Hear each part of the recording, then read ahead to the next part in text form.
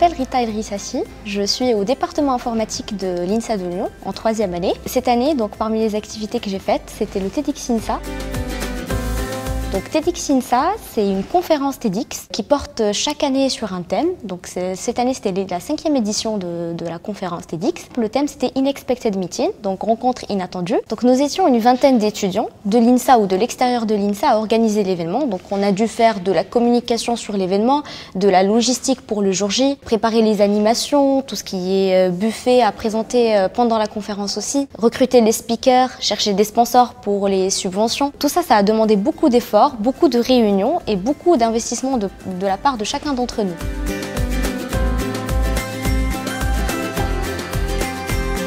Le jour J, de 8h à minuit, c'était du boulot non-stop, mais c'était beaucoup d'émotions aussi parce que l'événement était un vrai succès. C'était quand même un événement de 300 personnes.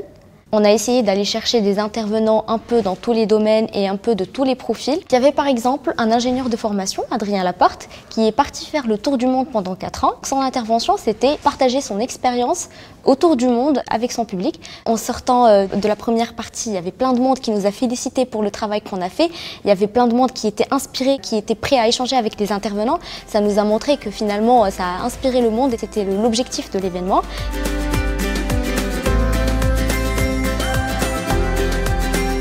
Pour moi, le campus, c'est pas seulement un amphi et des classes. Pour moi, le campus, c'est avant tout un lieu de vie où chacun apporte quelque chose. Donc, on a la richesse d'être dans un campus où la majorité des étudiants y vivent, où on a beaucoup d'étudiants internationaux qui viennent de partout avec des idées différentes, avec des origines différentes. Et donc participer à l'animation et à la vie du campus, elle peut beaucoup apporter à chacun d'entre nous. Et donc participer à une association comme ça, comme TEDx ou comme plein d'autres, c'est vraiment l'occasion de bénéficier et de profiter de cette richesse qu'offre le campus.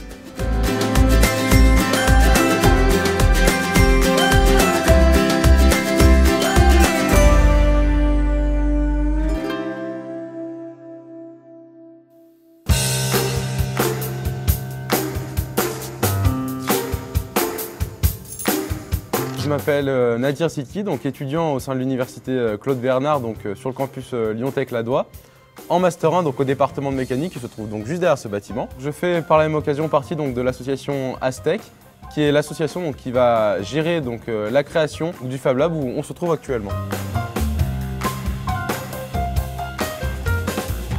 Quelqu'un qui aime bien concevoir, donc je regarde donc pas mal tout ce qui est actualité technologique, que ce soit dans la mécanique ou dans d'autres domaines. J'avais envie donc de créer donc un Fab Lab.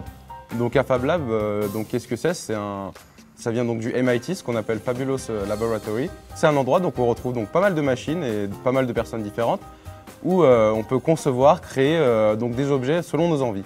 On a voulu donc avec d'autres amis se lancer dans ce projet de Fab Lab. Au début, on était parti sur un lieu tout petit, donc on recherchait des différents lieux sur le campus qui étaient libres donc, pour accueillir le Fab Lab. Et puis donc on a vu en recherchant que l'UDL avait proposé un projet donc, de Fab Lab. On a pu donc par la suite arriver donc, à ce lieu qui est quasiment fini, mais on ressent déjà donc l'ambiance, l'envie du Fab Lab. Ça demandait donc beaucoup de travail donc, pour nous tous au sein de l'équipe.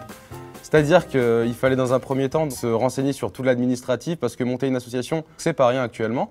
Il fallait aussi donc rechercher les différents sponsors, aller voir l'administration des différentes écoles pour vraiment trouver un réel soutien. On a la chance d'avoir un magnifique bâtiment qui est assez visible, mais la communication est vraiment quand même importante puisque ce projet n'est pas seulement concerné par les étudiants donc, de Ladois, mais vraiment par tous les étudiants donc, de l'Université de Lyon, c'est-à-dire Lyon et même Saint-Étienne.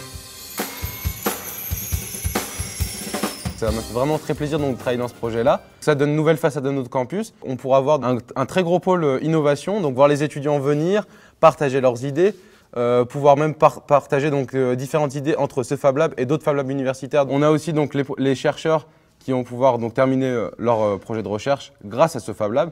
Et aussi donc, le but de ce projet est vraiment d'apporter donc, énormément d'entraide entre étudiants, chercheurs, pouvoir partager leurs différences et en même temps leurs aptitudes afin que chacun puisse en ressortir plus fort pour sa vie future.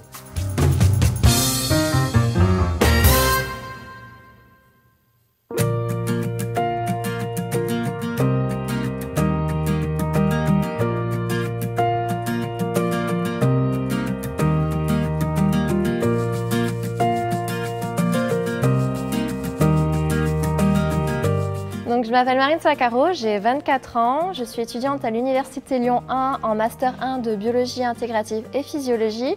Et cette année, j'ai monté l'association The Student Panda, qui est une association qui a organisé une course pour soutenir le don de moelle osseuse. Alors, je me suis intéressée au don de moelle osseuse parce que j'ai un ami atteint de la leucémie qui aujourd'hui est guéri, qui en fait m'a transmis un article en montrant comme quoi le don de moelle osseuse, ça se fait par le sang. Et je me suis dit, mais personne ne le sait que ça peut se faire par le sang. Et là, je me suis dit, il faut qu'on en parle, il faut qu'on en discute. De cette idée, en fait, de se dire qu'il faut discuter du don de moelle osseuse, qu'il faut sensibiliser les gens, là vient en fait le contexte de la fac où on nous dit, cette année, vous pouvez monter un projet, on vous accompagne, voilà, allez-y, lancez-vous, faites ce que vous voulez. Et là, je me dis, mais oui, je vais prendre de mon idée du don de moelle osseuse et je vais en faire un événement, sensibiliser les gens, sensibiliser les étudiants aussi.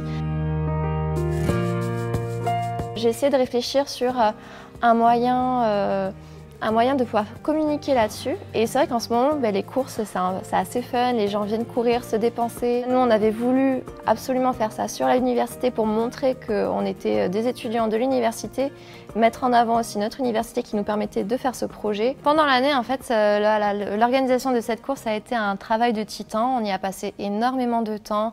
Peut-être autant de temps que sur nos études. On a dû passer par toutes les étapes clés qui sont l'ouverture de l'association, l'ouverture de compte bancaire, assurance. Ensuite, on a passé énormément de temps à démarcher les sponsors.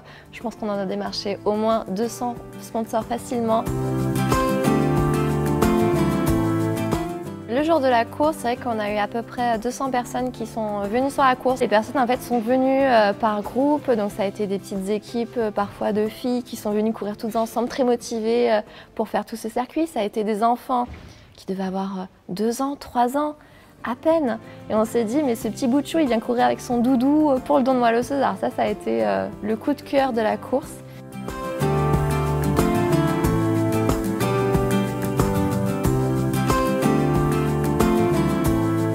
Les coureurs en fait à la fin de la course sont venus nous voir en nous disant à l'année prochaine. Et ça fait vraiment chaud au cœur de se dire que notre événement a plu, que notre événement a touché des personnes parce que n'empêche, on a eu à peu près 24 personnes qui sont allées s'inscrire sur le registre de don de moelle osseuse pour pouvoir être veilleurs de vie.